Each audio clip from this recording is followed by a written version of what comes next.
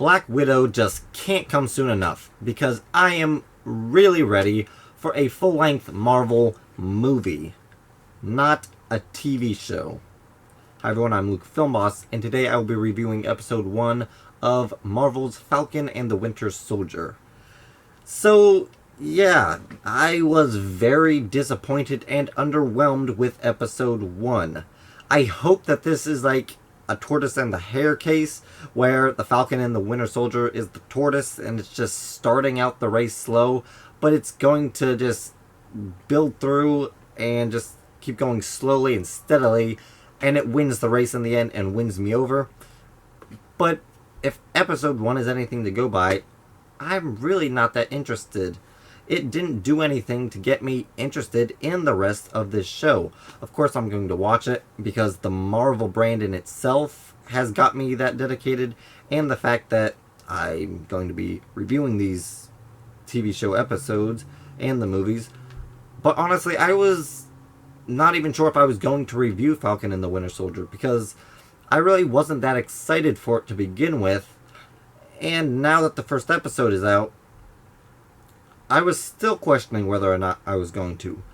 But it wasn't a case of where it was just so disappointing that I just didn't see a need to. It was disappointing to the point where I felt like I needed to make a review, because I feel like everybody watching this show is just hyping it up way too much. I saw the first reviews and it has like over 100 reviews, and last time I saw it had a 93% positive ratings. Like, is this first episode really that good that it's like now considered among the best of the MCU content? Like, the same thing happened with WandaVision, and I think that that was a little bit more warranted. I didn't really think that the first 2 episodes of WandaVision were amazing, although I did like the first episode quite a bit, and the second is actually, I'd say, probably would make my top 4 out of the 9 episode series. So WandaVision started out good, and there was something fresh and something more to break down, more to anticipate, and it was just a fun overall. Falcon and the Winter Soldier isn't really fun. It starts off with like a 10-minute action scene. So that action scene, it's a typical blockbuster-ish action scene with no real purpose behind it other than the fact that we gotta start this thing off with an action scene because that's the kind of thing that the Marvel fans want, because a lot of Marvel fans kind of have a short attention span, and so we have to get them hooked with something flashy and quick. And it just didn't do it for me, because I didn't see purpose or reason or anything that really was gripping me to care about what was happening in this action scene. It's like there was no stakes. Visually, was it cool? Yeah, I really don't remember much about it. There was nothing unique about the action sequence to make me go, oh yeah, that action scene was from Falcon and the Winter Soldier. A year down the line, am I really going to remember it? And if I do, am I going to remember why it was significant or where it came from? Honestly, it's probably, I'd say, the best action sequence that Sam Wilson, the Falcon, has been in. But it's not really that much distinguishable compared to his other flying sequences, outside of, I guess, the location, which that was done well. It's not a badly done action scene, but I just like fail to see where it's important. And then we get into the rest of the show, and there's really no action. There's one scene, and there is one more action scene that I do think is probably the most pivotal part of the episode as far as progressing the story. Now, as far as progressing the characters, there was some good stuff. I think the beginning stuff where you have Sam Wilson talking to Rhodey and having the memorial about Captain America. Spoilers, I don't really care. Spoiler review.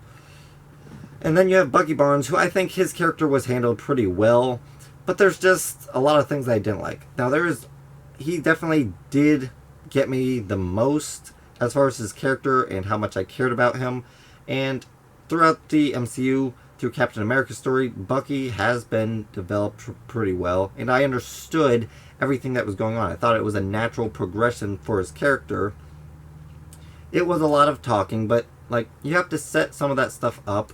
We get to see a little bit into what he's thinking, and that was good. And then we go on a date with him. Like, he's going on a date. Okay, good for Bucky. 100-year-old man, looks like he's 35-ish. So yeah, that's good for him to be getting out, getting active, meeting people. And I'm happy for him. And then we just get like this few minutes of him having a conversation with his date while playing Battleship. And I really don't care. Like, I don't care that he's playing Battleship. I don't care that he's talking about stuff that I'm not sure if it's going to progress the story. It did progress into a decent, pretty good moment. Probably one of the best moments in the show. And so, I think that it's warranted in that right. But I just don't feel like it needed to be as long as it was, or that it was really as important as it tried making it seem. If his date winds up being... the date as in the person, the girl that he dated, winds up being an important character in this movie, I can see how, or sorry, not in the movie, in the show, I can see how that scene with Battleship playing might be important to character development, mostly for her, not necessarily Bucky, but I just didn't care, and I feel like I should have. If it had been Tony Stark or Captain America Steve Rogers playing Battleship with someone, I probably would have been fully invested in that. But with Bucky, I just didn't care. And then we have Sam Wilson's character as the Falcon. And like I said, his beginning stuff, I thought that was good. And then we go to him getting with his sister and talking about how she's trying to like keep the business, whatever, going. And how she's going to sell their family's boat that we didn't know existed until now. But you have to start somewhere. So, yeah, there's this boat. And he doesn't want her to sell it because that boat means a lot to him. And so the rest of their story, the rest of Sam's story in this episode, is going to banks trying to get a loan so that they can save their boat and whatever else he's trying to save that is mean something from his family. And there are lines of dialogue within there that kind of build some strength in the bond between him and his sister, and some tension showing how Sam's choices as becoming an Avengers has affected his family back home. And so that stuff was okay. But I feel like there was just so much filler in this first episode that it just doesn't really matter that much. If the boat comes back, if the girlfriend come back, that's fine. But I feel like there was just way too much time dedicated to these things that it just doesn't feel meaningful. A 50-minute episode, and I feel like I got less out of this episode than I got in the first episode of WandaVision, which was only a half hour long. There's kind of a cheap moment in this episode where it just ends and it's like, wait, what? It like teases the new Captain America as like a way to get you hooked into the next one, but like it really didn't hook me. Like, if I was just an average moviegoer who didn't care about the Marvel franchise, who didn't care about Falcon and the Winter Soldier, and didn't really care about Captain America, it's like, I'd be like, oh, Captain America, new Captain America, okay, yeah, this episode really wasn't, I didn't like it, so I'm not going to watch the next one. Now, of course, I am going to watch the next one, but it's like, you get that big reveal, and then the episode ends. And it's like, even worse than how it was with WandaVision. And I just, again, I felt like I got less out of this 50-minute episode.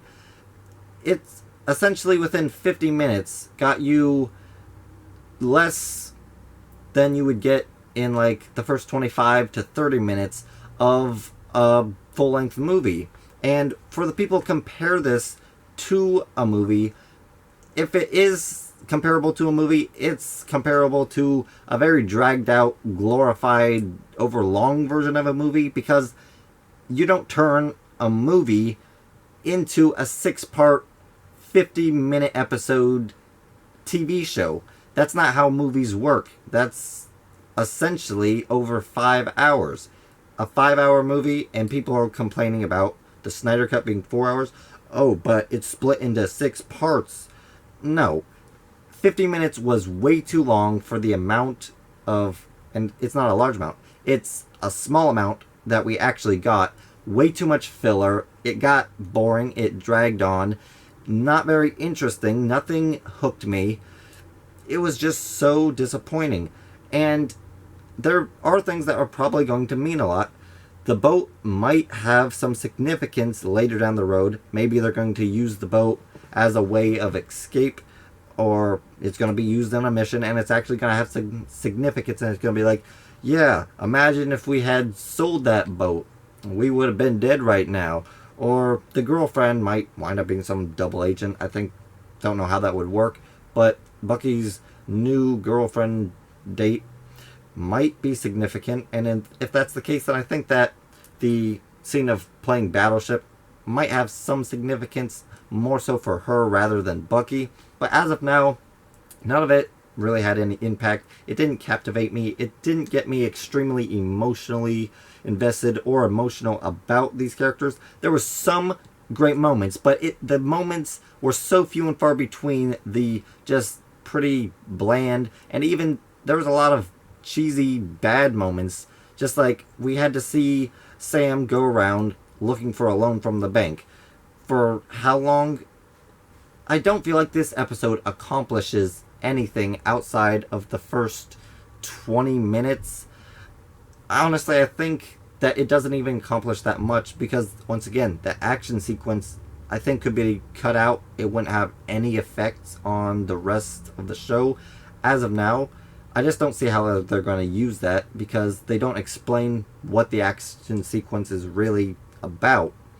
And then we have just so much mediocrity. This is by far one of the most disappointing pieces of MCU content.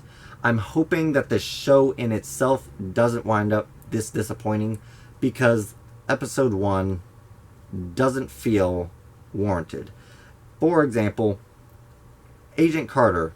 I have binged watched that show twice because it's that good. Within the first 50-minute episode of that show, it clearly sets up what we need to know going forward.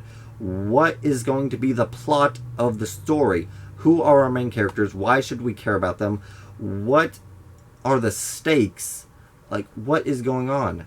And like I said, there is one scene that kind of sets that up, but it just leaves so many questions. And you want to leave questions, but if your show isn't really going anywhere huge, that you can't give away a little bit more information in the first 50 minutes, then I don't really see how the show warrants an existence. Hopefully that's just episode 1. I want the rest of these episodes to be good. I want them to be great. But episode 1 just really didn't do it for me. Recap. This is visually, it's very well shot. The characters are done well, but I feel like there's just way too much exposition, and just it's dragged on way too long. It gets boring. A lot of the scenes kind of feel unimportant as of now. They might gain more importance, but they just don't interest me as of watching episode 1. And so, in the end, it just becomes a boring, seemingly like meaningless episode and piece of entertainment that's not even entertaining. So my final score for episode 1 of Falcon and the Winter Soldier is a 45%. Thanks everyone for watching. Please like, comment, and subscribe, and hit that notification bell to help you be on the lookout for more videos from Luke Filmboss.